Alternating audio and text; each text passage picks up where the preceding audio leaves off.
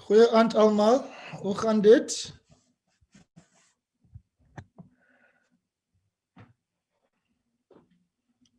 Okay.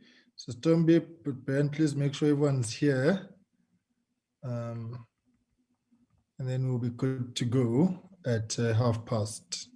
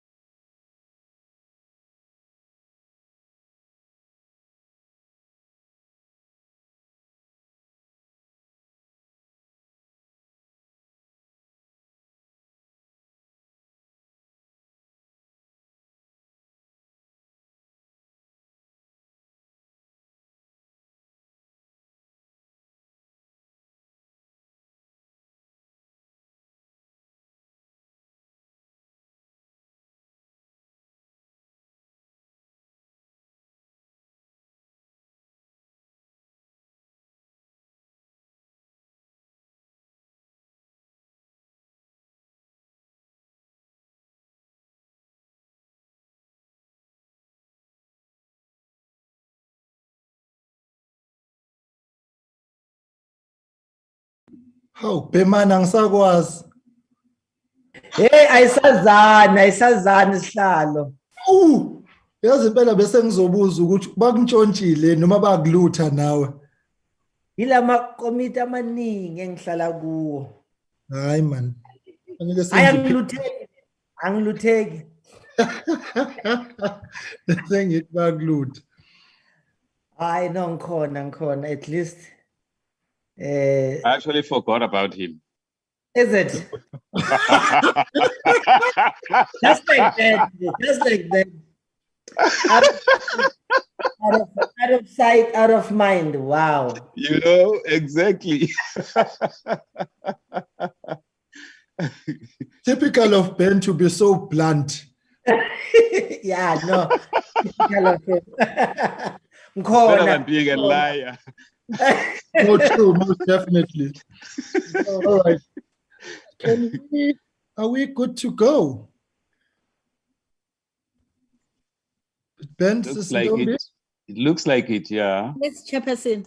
Okay, all right, fantastic. Okay, good evening, everyone. Good to see you again after seeing you this morning. We are meeting for a very brief meeting, actually, this evening. Let's start with the item that we are scheduled to discuss on Masilonyana, and it shouldn't take long. And then deal with the issue that arose this morning. And then we'll finalize for today and for this week. So as already indicated, I'm sure as you've seen in the documentation, colleagues, a petition was sent to the NCOP, the Petitions Committee. They resolved to refer the matter to the National Assembly, generally and specifically to ourselves, and the Speaker brought that to our attention. There are quite a number of issues that need to be actually dealt with. The municipality was under administration for 31 months. As you know, we did meet with them in 2019. So it's not new territory, but we are expected to deal with the matter and develop a roadmap so that we can report to the House accordingly. Largely, the issues are around the financial management deficiencies, and as you've seen the long list in the briefing note. But let me not, I just thought I'd give that background, and then we will be in Sisintando's hands, who will brief us, and then we will make a determination in terms of how we proceed with that matter. So Sisintando, our content advisor, we are in your very capable hands, and you are under no time pressures, and then we will interact with what you give to us, and then we will take it from there. So colleagues, I hope you find that to be in order, and then when we're done, we will then deal with the matter that arose this morning insofar as the higher education and training issues of investigations into NSF and NSFAS, the SIU. So good evening, colleagues, and welcome. I know we've had a long day. We had a meeting this morning and a session as well in the plenary. So we will try and be respectful of time as well. Sisintando, over to you. Okay. Good evening, Chairperson and the members of SCOPA. There was a document that was sent, a brief on this Masilonyana Municipality. I don't know if must I must I share the document, Chair, or must I speak to it? But there is a document. It's fine if I don't have to present it. I can speak to it, or do you want me to present it? No, speak to it and speak to the salient points, Okay. so that we place it on record, the document that you brought. Yeah, sure. Okay. You have already given the background that it was a petition that was sent to one of the committees, select committee on petitions, and they did have a hearing. They did call the petitioner, Mr. Lensman, and then they did have a hearing where they called the municipality and other stakeholders like SALGA, the Free State COGTA, and other stakeholders. And then they adopted the report. And then in one of their recommendations, they said the issues that have to do with internal controls and financial management must be referred to SCOPA. So it is that referral. The referral was made to the speaker, and then it came to SCOPA, as we have correctly said. Okay. This municipality, we did meet with them in 2019. It's one of the municipalities when it was under administration in 2019. And from the engagements and scrutiny of all the documents in that meeting, it was clear that the responses given by the administrators then, there were two administrators, they were not satisfactory. And in the meeting, I think it was chairperson who made a suggestion that maybe it's best if the committee can conduct oversight on this municipality because of the responses that they were receiving. I want to highlight that that was the last time that this municipality submitted annual statements for audit. It was for the 2016, 2017, and it was a disclaimer.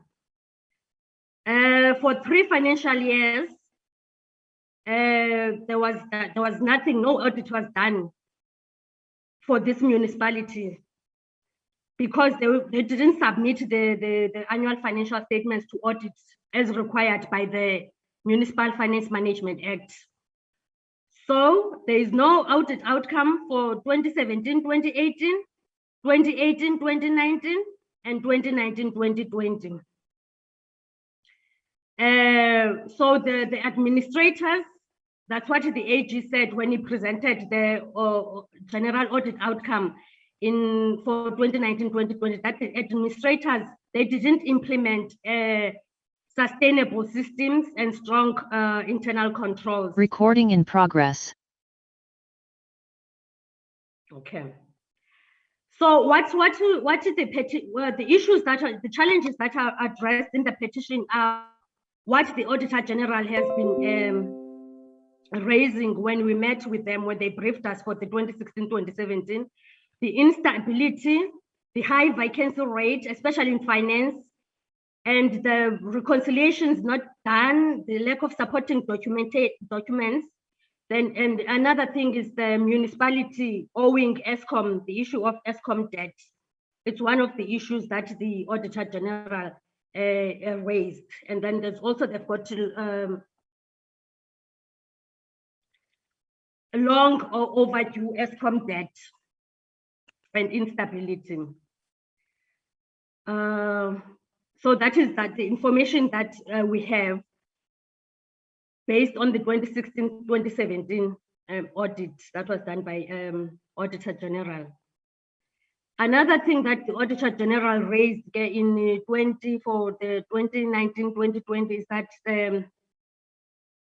as at year end of 30th June 2020, the municipality received equitable share and conditional grants of 228 million, but it only had a bank balance of 2 million.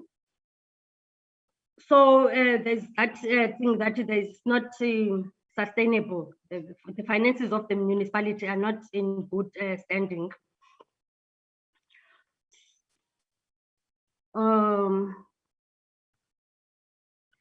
When we met with them in 2019, they had unauthorized expenditure of 232 million. Irregular expenditure was 25.6 million, and fruitless and wasteful expenditure was 7.1 million. Even in this expenditure, the Auditor General could not confirm the extent, so it's possible that they were understated then. But at the moment now, because there are no financials, there are no financial statements that have been audited, so we don't know. So the situation might have worsened. In terms of the referral, it's clear and specific to SCOPA, is that SCOPA must look at the lack of internal controls is within our mandate according to the rules. So we have been given that referral by the House to look at the internal controls. So it is something that is within SCOPA rules, And yeah, the committee can go ahead, Chairperson, with the hearing, taking into account that these outstanding audit reports. And then it can call all the relevant stakeholders, and then it can maybe write a report or decide if it should proceed with the oversight visits in the municipality, because all those things that have on the petition and all those things that the Auditor General has, it's what the committee did address in previous.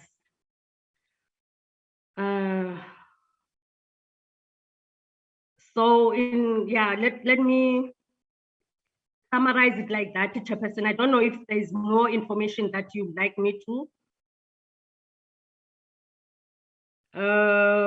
Any specific area that you'd like me to, but that is the overall summary of what is happening in the municipality. The Auditor General says they are busy auditing the 2017-2018 audit because they received the financials in December 2020. So they are still busy with that audit for 2017-2018.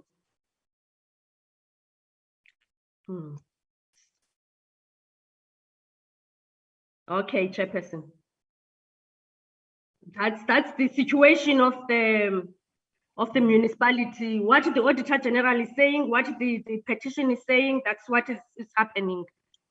That's the real situation. And yeah. Okay, so in other words, there is a systematic collapse of financial controls at the municipality, and we need to investigate. Yes. Okay, and they're using consultants for even basic accounting record keeping and bookkeeping. You know, they're using consultants. They're relying on consultants for them to submit those financials. And when they are submitted, you'll find that they are misstated in those years that have been submitted. This is the municipality, if I'm not mistaken, as you've pointed out, where there was 2 administrators, and one of the administrators was the provincial HOD of Cocta, right? Yes, that's correct, Chair. There were 2 administrators. Okay. All right, colleagues, that's the situation. So we need to make a determination in terms of how we approach this. Sistombi advises me that the petitioners have been making a lot of follow-ups on this matter as well, and expecting that they get a response, and we've advised them that the matter will receive attention and that a meeting has been scheduled to discuss it. And so they are expecting a response. So we are in your hands, dear colleagues, in terms of suggestions you may have, so that we can put the program of action on how we're dealing with this together, and then proceed with it, imagining, of course, including but not limited to a visit to that part of the country. Yeah, so dear colleagues, it's in your hands. Let me hand over to you.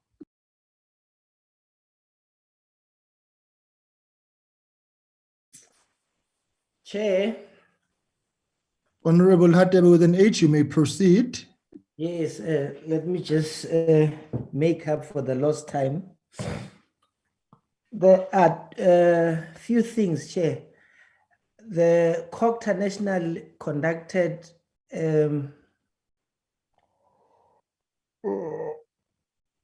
okay, they have a report on the state of local government. And out of all the 256 municipalities, they identify 64 municipalities that are dysfunctional, meaning they are high risk. And there are intervention packages that have been put in place to assist those municipalities.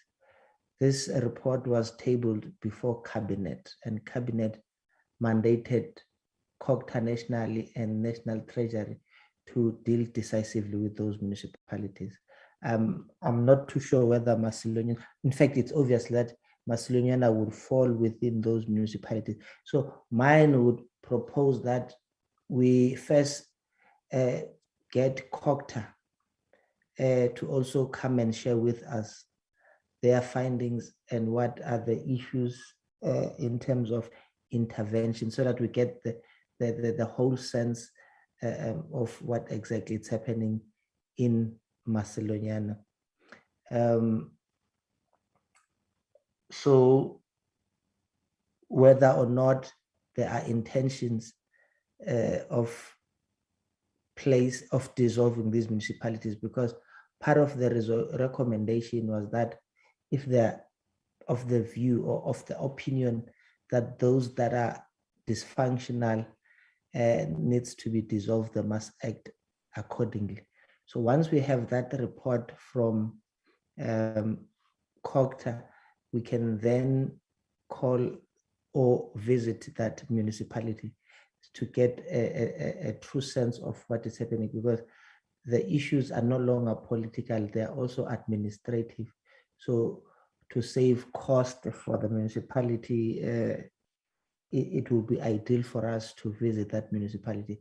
But I want to strongly propose that we need to first get all the facts and information at our disposal, so that when we conduct the hearing, it is all encompassing and we don't leave any stone unturned in getting to the bottom of this.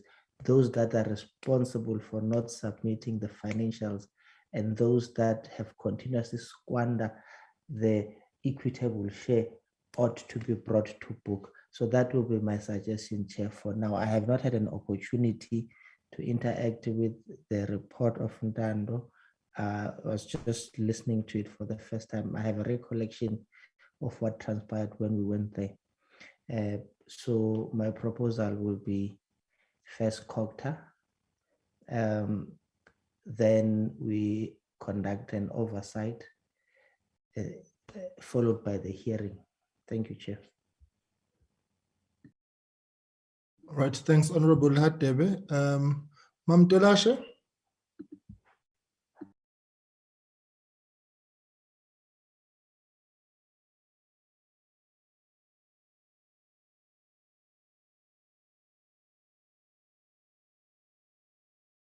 Mam Tolashe?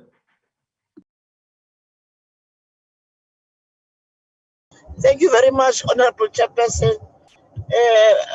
Please forgive me, Honorable Chairperson, in case I am traveling. Chair, one, I accept the report, but I have a feeling that it could have been done more better than it is being presented here.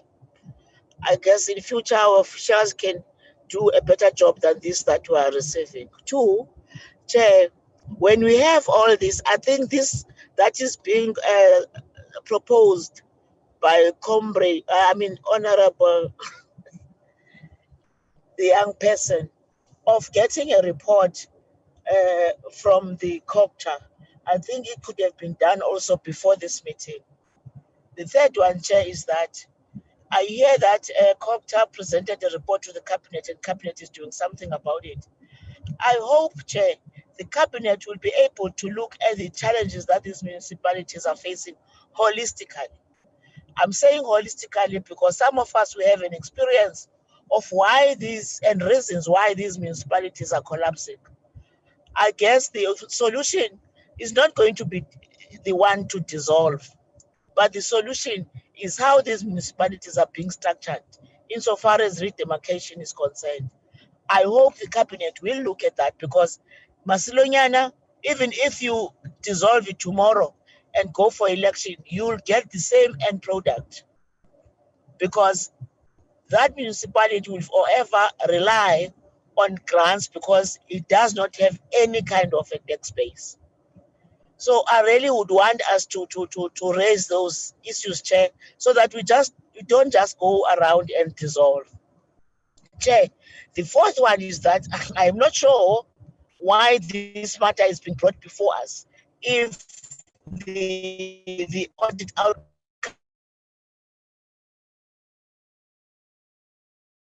guess, Chair, I'm not sure what we're gonna do, given the fact that we're going for local government elections, but we can bring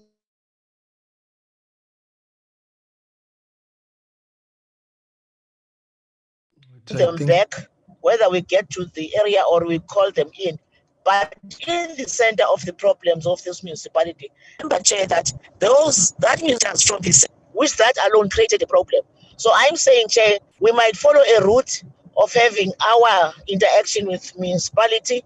However, the end result will be the one that Honorable Becky is saying it is being presented before the cabinet. We can maybe direct our interaction straight to where it belongs. For me, there should be investigations here. If you get to hear from them without the AG's report on their fruitless and wasteful, and you are getting those figures just from them through their people that they appointed, you might be having almost double of what you are getting. And for me, that needs investigation to find out who is hands are in the cookie jar, because for me, I get that and that only. So that will be my take, Chair, insofar as Masilonyana Municipality is concerned. Thank you very much, Chairperson. Thank you, Mam Tolashe. Colleagues, any other hands?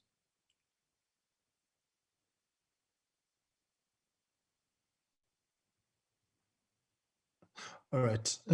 What we'll do is we wanted to gauge the sense of what members thought should be the roadmap. We will look at all those factors combined and then present a program of action to colleagues next week, and advise the speaker that the matter is receiving attention and that we will be dealing with it as one of the areas of focus, notwithstanding all the other work that we have. Of course, one does take the point Mam Tolashe makes. This comes on the eve of an election. So we may find ourselves interacting with the political leadership now, which may find itself changed after the elections. But of course, I would imagine the same set of officials.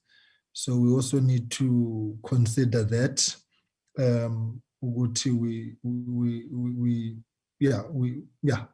So that we don't have to start afresh with a new political administration in that municipality. And of course, there is an audit underway. It may give an indication of how things are. But let us have a what you might call a program of action to deal with this. And then we'll see to report back. It's just one area really of focus, the financial management of it. And then we can make recommendations accordingly. The only snag which I've been trying to follow up is that we're not certain as to where other areas have been referred to, because it would have been better for this to have been a collaborative effort for all of us, as opposed to like a silo mentality, because I'm sure the areas overlap. And Honorable Hadebe, I think, raises the important point of viability of these municipalities if it's not Mam Tolashe. So demarcation and so on, it may be issues to that extent, that if it's a grant-dependent municipality, it's going to consistently and persistently have problems. So colleagues, can we give you a program next week? Or now we'll deal with this and then we'll take it from there. So we're only focusing on financial misconduct. Very limited. Yeah. It's only on finance. Yeah. And are they still under administration? No, they were under administration for 30 months. They are no longer under administration. According to the minutes, what they said on the select committee, or through you, Chair, what they said on the select committee is that they came out of the administration in 2019. So they were not under administration when they presented to the select committee, which was September 2020. They were not under administration. And the senior management, do they have the full complement of the senior managers, your CFO? The CFO, the report from the AG said that there was someone was acting for the CFO position, but I think for municipal manager there is someone, municipal manager, but for CFO there was acting at that time. Then when AG reported, tabled the general audit outcomes, because that's what AG highlighted, that there's instability. Ms. Shabalala, this is Kuku.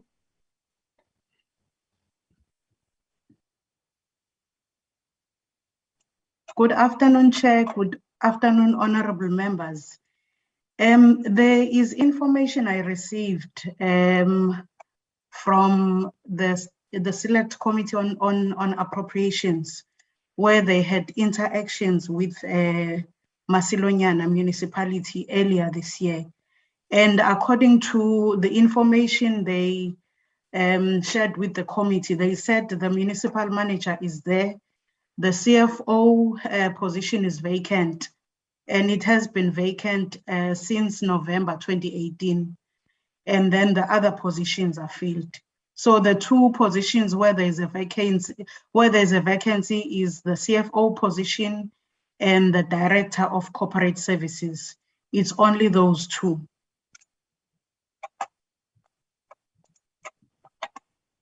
No, thanks, Ms. Shabalala.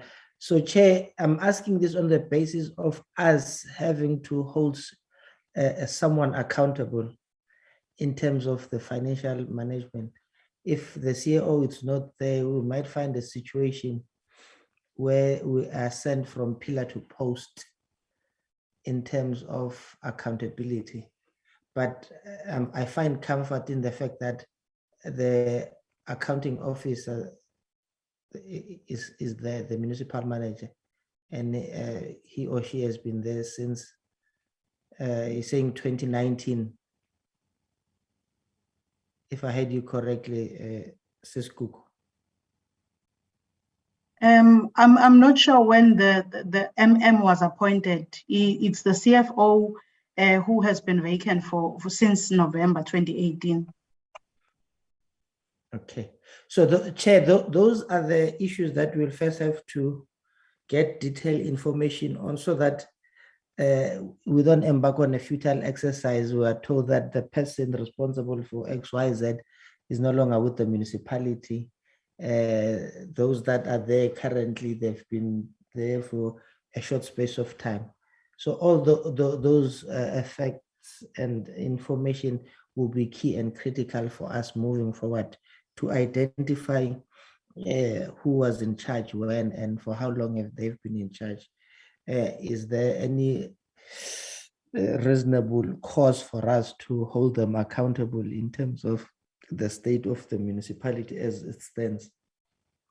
And the other question that I'm not sure of, Chair, the amended Audit Act, what does it say in a instance like this where the municipality is failing to submit a audit? Is anyone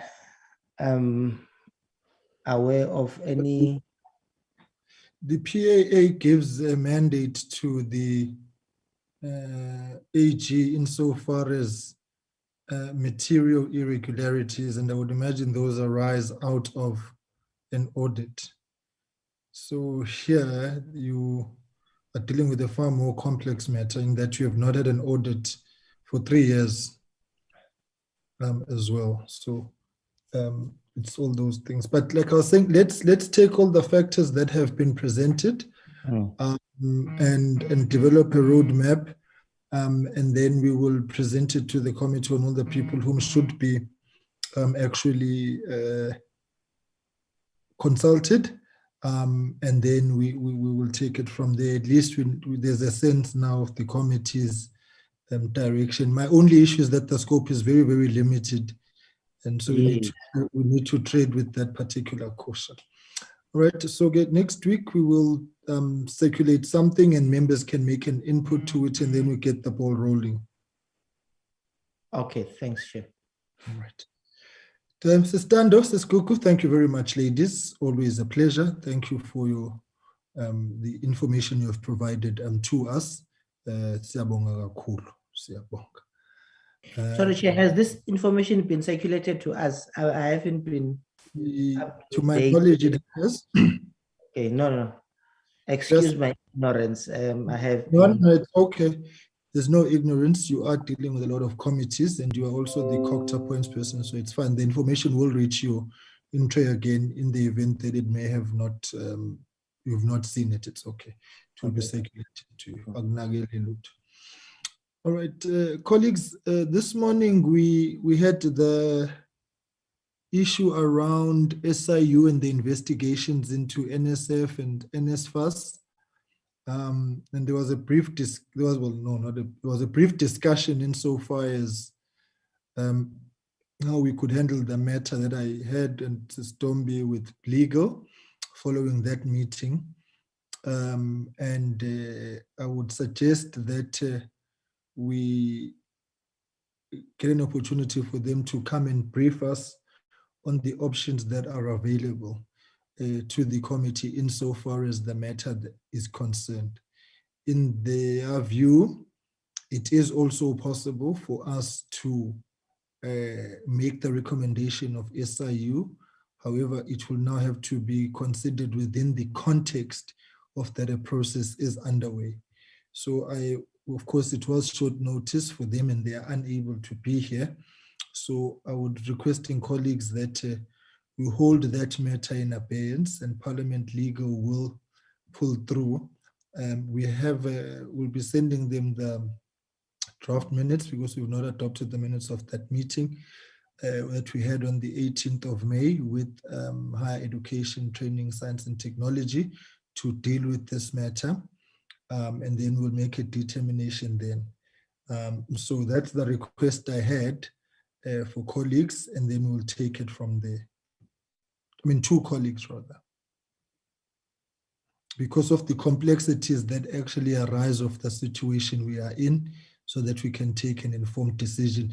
My thinking is that we actually, even if next week Tuesday, instead of starting at 9:30, we can start at 9 to 9:30 just to deal with that particular aspect and then dispense with it, because it's not a long and complicated matter. It's about the committee taking the best possible option within the set of circumstances that we now find ourselves in. Mam Tolash. Thank you very much, Honorable Chairperson. Please forgive me to really, I still have your summary assist us a lot, Chair. But Chair, I have this feeling we have a case here. I still would want to through your indulgence, to get to hear from the department on how much is it going to be spent with the exercise that they are embarking on, and compare that with the SIU, and so that we can copy notes and get to understand what is confronting us, so that when we make our presentation, from an informed position. I don't want to lie, I wasn't happy with the responses from the minister, with due respect. However, I think we must have concrete facts before us for us to be able to take a decisive or to be decisive about the matter. I want to hear more about, I heard the minister saying they have already started the process. I know for a fact that we can stop them. We don't have such a mandate. However, whatever that will be, an outcome will come back to this committee. Therefore, we would love to hear as early as now on how much the department is going to spend, and compare that with what will be the case had they've given the responsibility to the SIU. Because from where I'm seated, Chair, I'm still not convinced when the minister speaks on behalf of the SIU and punch holes into their capabilities. Of course, Advocate Mutibi was smart to come in and just explain theirs. And for me, there were serious contradictions. My fear, Chair, is still what we raised earlier on, where you'll have all these investigations taking a lot of time, wasting a lot of money, but not have an acceptable end result. So this is where I think here we have a case. Let's follow this to the latter. Let's get the hard facts rand by rand, so that when we compare, we take the recommendation as would be advised by the legal. We have everything in front of us, and we conclude according to those. I'm very worried, Chair, with the route that the Department of Higher Education was taking, to an extent of alleging us to say, we said they must embark on what the investigation that they're embarking on. For me, Chair, that was not the case. However, we can't be us and them all the time. We must sometimes, somebody must speak and just accept things just for us to be able to move on. So, Chair, that will be my take insofar as this matter is concerned. Thank you very much, Chairperson. All right, thank you very much. Ma'am Tolashe, I think you are quite right. A cost analysis will be important on this. Honorable Dirks? Yes, thank you, Honorable Chairperson. Thank you for this opportunity to make some input here. Honorable Chairperson, firstly, you know, I was a bit confused this morning because I was trying to think back on the decision of the forensic investigation.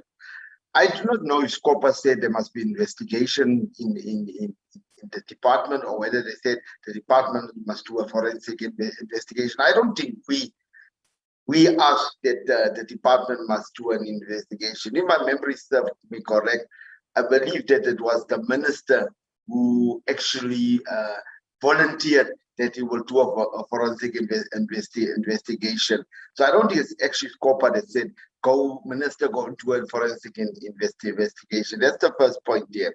The second point I would like to make, as Honorable Mentor pointed out this morning about the billions that are unaccounted for in that department, we are talking about a lot of money. A lot of money. She raised during the lockdown when there was no schooling, the monies that are the NESFA's monies, the money's funds that are missing. She raised some other funding that are unaccounted for. Now, my concern is that we need to be consistent. As SCOPA, we must be consistent. You see, there was a matter in the health department,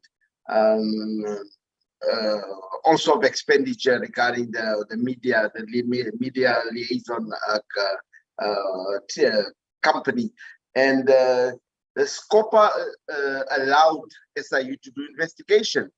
Now, I think we must be consistent as SCOPA. We cannot say SIU go and do investigations in the health department when there is suspected irregularity or irregular expenditure or irregular tenders that has been awarded. But when we get to another department like education, we say, no, Minister, you go and appoint a private financial auditors to do this forensic investigation. We have the ISIU, and my view, I'm firmly of the view that the SIU should do the investigation without hindrance or interference or assistance from any forensic investigation from the department. And then lastly, Advocate Mutibi this morning pointed out to us, when we asked him, he was very modest, but he was very, very firm on the thing that he's got capacity, he has the expertise, and they do have the ability and the knowledge and the know-how how to investigate this kind of do these kind of investigations that the minister raised early on. When the minister raised it, minister said to us, no, but these are very complex matters to deal with. But Advocate TV made it very clear that they do have the skill, they do have the capacity to do it. So I would be more comfortable that we allow SIU to conduct this investigation, and that they will be in charge of this investigation and investigate. So we don't make cheese of the one and chalk of the other one. We be consistent when it comes to all departments. We don't allow departments where everybody's implicated. We don't allow them to appoint forensic auditors to do investigations. We allow the SIU to go and do the investigations. All we must do in the next financial year, when we do the budgets, we must ensure that we give the SIU more funding in order for them to be fully capacitated financially to conduct these investigations. But I would go with the SIU and not with any other independent financial auditors. Thank you, Honorable Chairperson. Okay. Right. Any other hands? Can I come in, Chair? Yes, Dando, shoot. Yes. In terms, just to give an indication in terms of the cost, the documentation that the minister sent to us said that because they sent out a request for quotation, so the requests for the got were all above 500,000. So the cost, just to give an indication to members that the cost that they for these investigations are above 500,000. So that's why it had to go on tender. So it's not less than 500,000. Just an indication, but it will be nice to get the actual cost. Thank you, Dando. Thank you very much. Okay. Any other hands? And then Chair, with your indulgence, please. Is it possible for us? I like what Dando is the report that she's giving. Can they please assist us to get the actual facts about this process of the Department of Higher Education? Have they appointed the service provider? Are they still going out for tenders? What is the exact process, so that we are not being held on ransom here by people who say the matter has been concluded or the service provider have already been appointed? Then our hands will be held up, not being able to explore what Honorable Dirks is suggesting. So let's get the exact facts here, Chair, so that we are able to take a decision out of this matter. Thanks, Chair. Yeah. No, I think the inputs by colleagues are very, very helpful, right?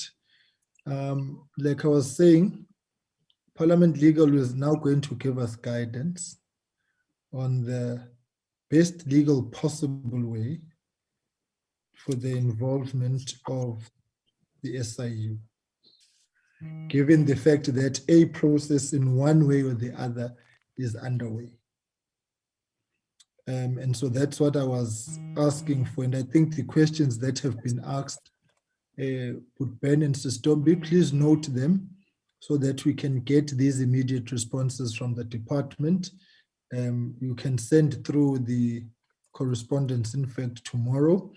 And they must give us, because it's not complex matters, close of business on Friday on all these other nitty-gritties and specificities. And then over the weekend, Parliament Legal will finalize on the proposed roadmap within the legal framework for us, because as Sistando points out, there are issues of tender that are chair. So if we can do that, I think the issue now is about ensuring the role of the SIU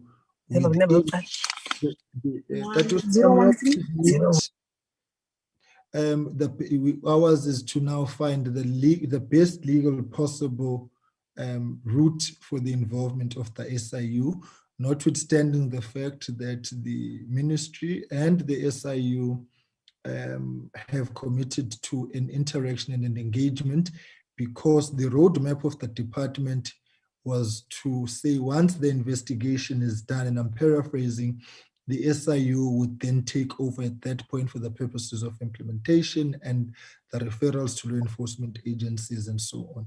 So that's the loose translation, interpretation of what is at play. But my sense is that members want to review that, and therefore we need to be guided correctly. Ubaba Udex is correct. Consistency is key in these matters of investigations.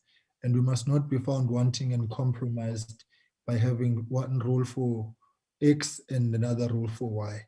So that's very, very important. And yes, this was our resolution. It was our directive that given the adverse audit outcomes year on year into these entities, we wanted this intervention, and members spoke to the issues of the SIU on that day. So that let us tie it down and clear the wood so that there's no ambiguity in what we want done in terms of what we want. All right, Babu Udex, I'm seeing your hand. Yeah. Yes, thank you, Chair.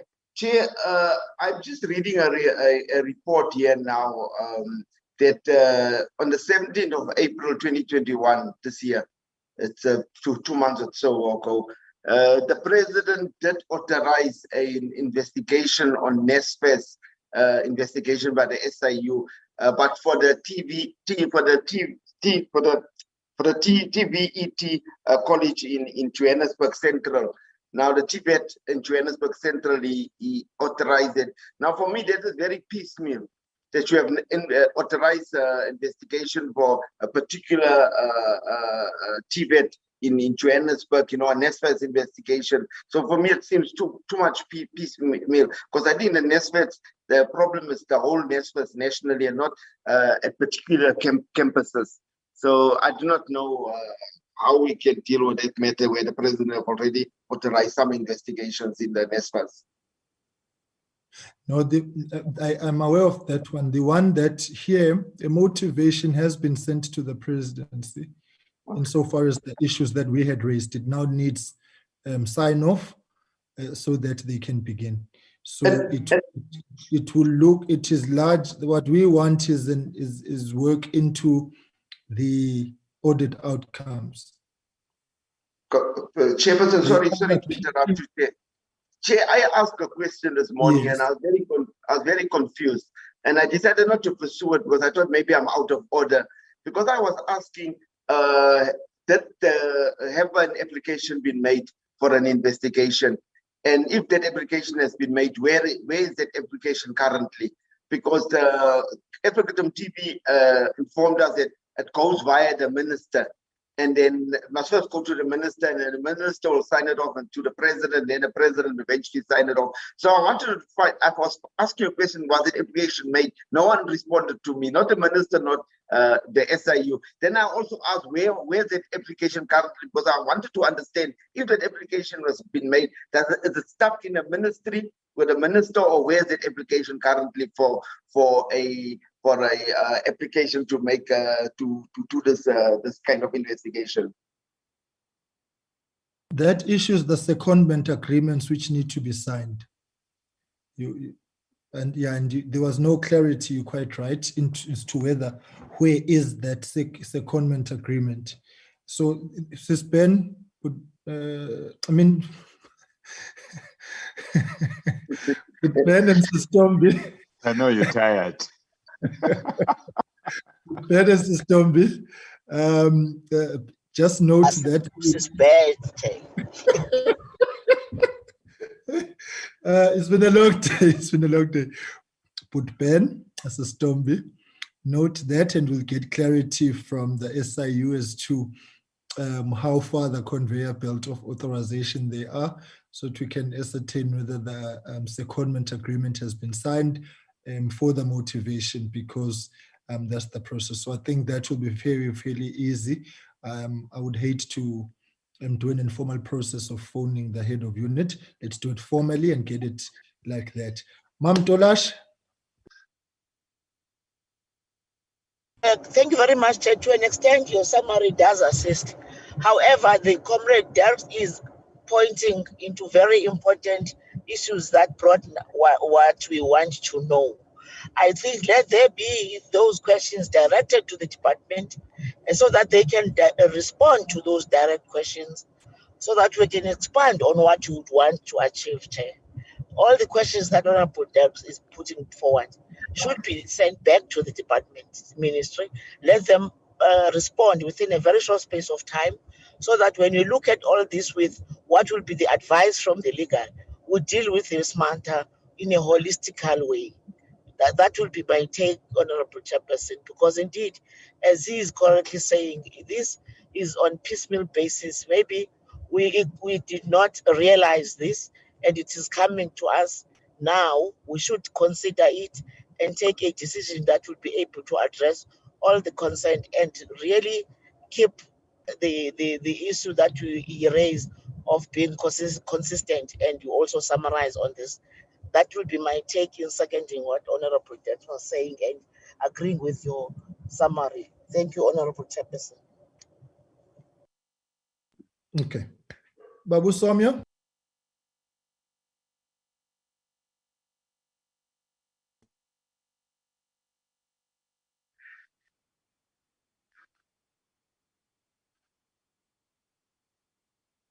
Tatu Somya masive zasephondweni.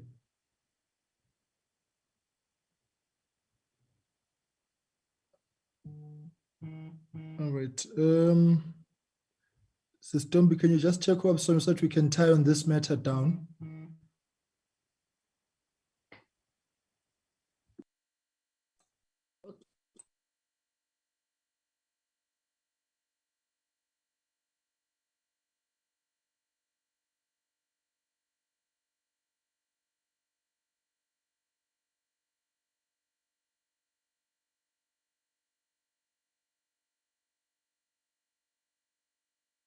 I think Babu Somyo has been disconnected.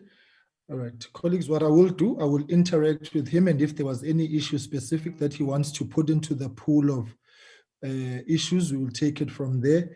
And we, with the Secretariat, will work on these matters and ensure that the correspondence is dispatched by 10 o'clock tomorrow, so that the department can respond by Friday close of business to enable Parliament Legal to enhance what they already have in terms of the outlook that they are suggesting, or rather in the options that are available to us, and then we can then make a determination on Tuesday morning. I hope, colleagues, that is in order. All the factors and the questions that need responses to enable us to decide will be dispatched tomorrow.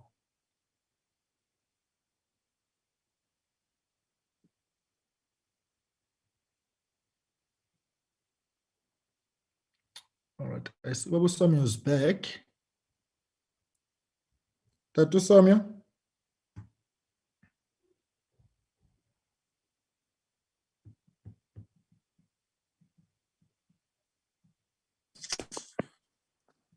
Yeah.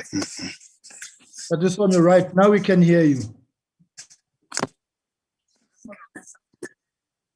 You can hear me? Yeah, now we can. Thanks, Chair. Is it not possible? Is it not possible to have SIU in highlight these kinds of things? And I'm definitely sure they would come in quite handy in terms of their role around this investigation, rather than going through the winded way. I really think that things would work even easier. We engage SIU directly, and then we deal with those matters since they deal with matters of proclamation. They would know what is the best way is concerned. That's a proposition that I would want to make as a matter of urgency. If we have a meeting one of these days, whether tomorrow afternoon or tomorrow evening, if it is big, or next week on Monday, we can invite that with any other thing, so that we can take them through this element that relates to higher education investigations.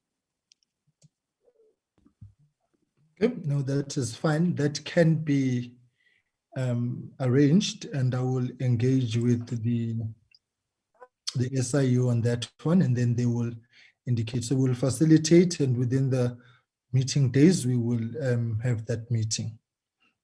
That is fine, and then they can expand on what is possible. Because you see, also you are quite right. The issue for me this morning was there was a constant overemphasis on the notion of professional forensic investigation. And I personally am of the view that the SIU has always conducted themselves professionally. So, so let's get them to come in, and then we can take it from there. But at the same time, we will get the process rolling so that we can tie down on this matter and bring it to a logical operational conclusion so that the work actually gets done. So we will do that, and we will be in touch, and we'll gauge the availability of members in that regard. Because the SIU is only due to come to appear before us on the 15th of September on matters as also indicated. So that is some 2 to 3 weeks away, time which we don't have under the circumstances that the process is already underway. Unless we make a determination that the process be held in abeyance until we have completed our review of the process and satisfied ourselves that it is consistent with our expectations as the people who set into motion this process.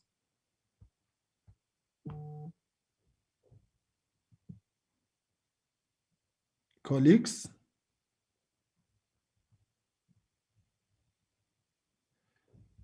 Colleagues?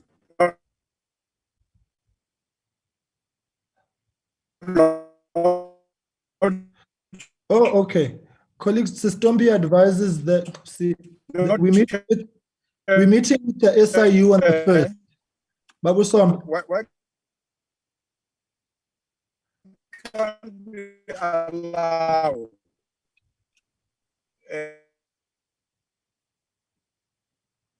Babu Somyo? sorry, Chair? All right, we can hear you now. Why can't we allow? Chairman? Yeah. Yes. That should approach can have why can't we allow the advocate Mutibi to check the availability for a 30 to 45 minute engagement just on this matter, and then we dispense with it once and for all, so that when they come, is not we don't hold on, because the minister seem to be a bit jumpy and is holding on a faster process.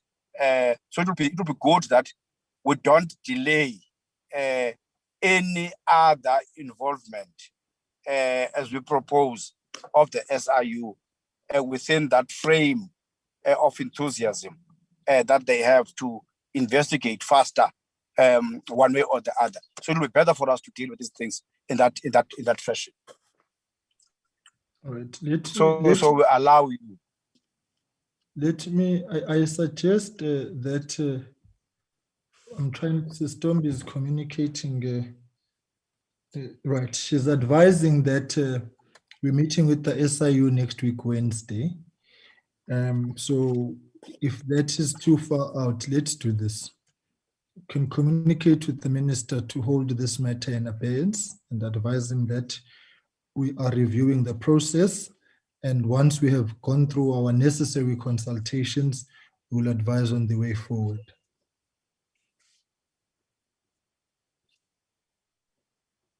I'm thinking out aloud. But your thinking makes sense, Chair, insofar as the proposal of Honorable Somyo, taking those into consideration. So that we can give the SIU adequate time to prepare and to come and brief us on these issues and where they are, because perhaps there was the issue of the secondment agreement and so on and so forth, and then we'll take it from there. So next week, Wednesday, we are due to start at 9:30. Can we start at 9, please? Because we are adding an item now.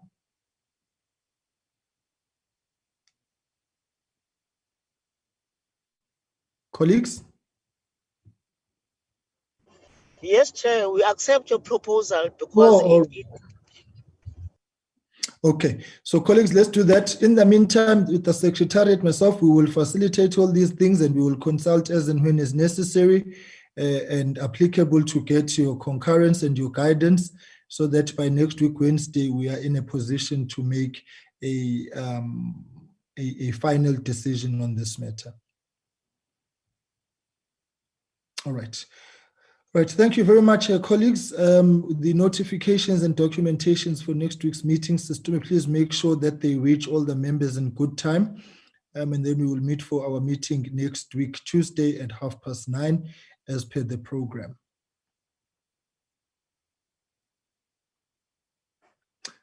Noted, Chair. All right, thank you very much, colleagues. On that note, the meeting stands adjourned and have a blessed evening. Thank you very much. Long live the Thank chair. you. You too. Thank you, Chair. Yeah, thank you, chair.